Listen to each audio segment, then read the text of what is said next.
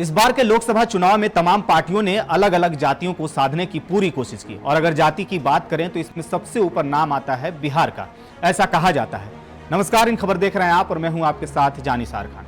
आज के इस वीडियो में हम लोकसभा में चुनाव में बिहार में राजद या कह लें कि लालू यादव की जातीय गोलबंदी की बात करेंगे कि इस बार जातीय समीकरण कैसा रहा और इस चुनाव के जातीय समीकरण का प्रभाव 2025 में होने वाले विधानसभा के चुनाव में इसका क्या असर पड़ने वाला है।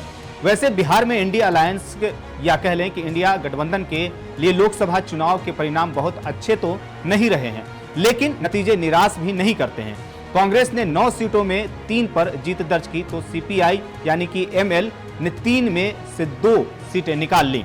बिहार में इंडिया अलायंस की नेतृत्वकर्ता पार्टी आरजेडी को 23 में से 4 सीटें मिली तो वहीं वीआईपी को 3 में से 1 भी सीट हाथ नहीं आई।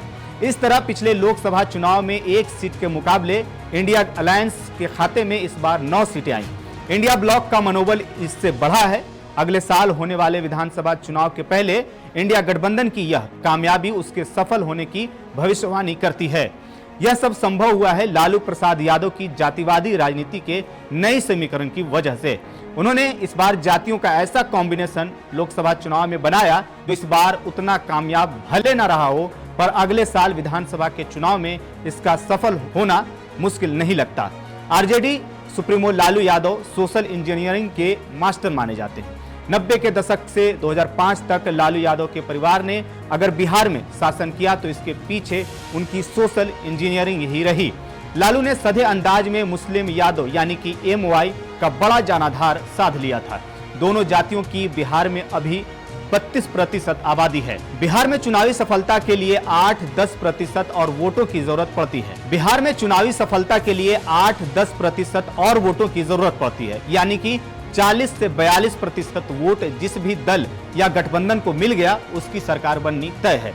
इसे ही ध्यान में रखते हुए लालू ने सधे अंदाज में इस बार नीतीश के जनाधार लव कुश समीकरण में सेंधमारी कर दी है। कुशवाहा को अपने साथ जोड़ने के क्रम में इस लोकसभा चुनाव में लालू ने कई कुशवाहा उम्मीदवारों को मौका दिया। राजपूतों की बहुलता के कारण चित्तौड़गढ़ के रूप में मशहूर औरंगाबाद में लालू यादव ने कुशवाहा कार्ड का प्रयोग कर भाजपा का खेल वहां पर बिगाड़ दिया। इसका असर शाहबाद क्षेत्र में आने वाली 5 संसदीय सीटों पर भी पड़ा। भाजपा और उसके सहयोगी दलों के उम्मीदवारों को इंडिया ब्लॉक से शिकस्त खानी पड़ी। इसी समीकरण को ध्यान में रखते हुए लोकसभा के बहाने लालू यादव ने विधानसभा चुनाव की तैयारी कर ली है। अब आप सोच रहे होंगे कि कैसे, चलिए आगे हम बात करते हैं। इस साल चुनाव तो लोकसभा के हुए हैं, लेकिन लालू की नजरें 2025 के विधानसभा चुनाव पर टिकी हुई हैं। तेजस्वी ने अपने दम पर 2020 में कमाल दिखा दिया था। महागठबंधन, जो कि अब इंडिया गठबंधन के नाम से जाना जा रहा है, उसमें तेजस्वी के नेतृत्व में 110 सीटें हासिल कर ली थी, जो सरकार बनाने के लिए बहुमत के आंकड़े से महज 12 कम रही। इस बार लालू प्रसाद यादव जेल से बाहर हैं। वे चुनाव प्रचार के लायक तो नहीं रहे, लेकिन उनकी भौतिक मौजूदगी इंडिया ब्लॉक के नेताओं का उत्साहवर्धन तो करती ही है। आरजेडी को सिर्फ एमवाई समीकरण की पार्टी मानने वाले राजनीतिक विश्लेषक लालू के कुशवाहा प्रयोग से दंग रह गए। पहले तो उन्हें यह लगा कि लालू लोकसभा में कामयाबी की इबारत की बजाय विफलता की कहानी लिख रहे हैं, लेकिन शाहबाद में उनके प्रयोग की सफलता देख अब सबको विश्वास हो गया है कि सोशल इंजीनियरिंग में लालू का कोई सानी नहीं है। राजद मुस्लिम और यादव की पार्टी मानी जाती है, ऐसा लोग मानते हैं, लेकिन इस बार लालू यादव ने कुशवाहा को भी जोड़ लिया है। तो अब ये पूरा समीकरण जो है एमवाई का बन गया है, यानी कि एमवाई के मुस्लिम, यादव और कुशवाहा। अब अगर जरा कुशवाहा बिरादरी की हम बात कर लें तो कुशवाहा की आबादी बिहार में 5% है। बिहार में कुशवाहा आबादी ओबीसी में यादवों के बाद दूसरे नंबर पर आती है।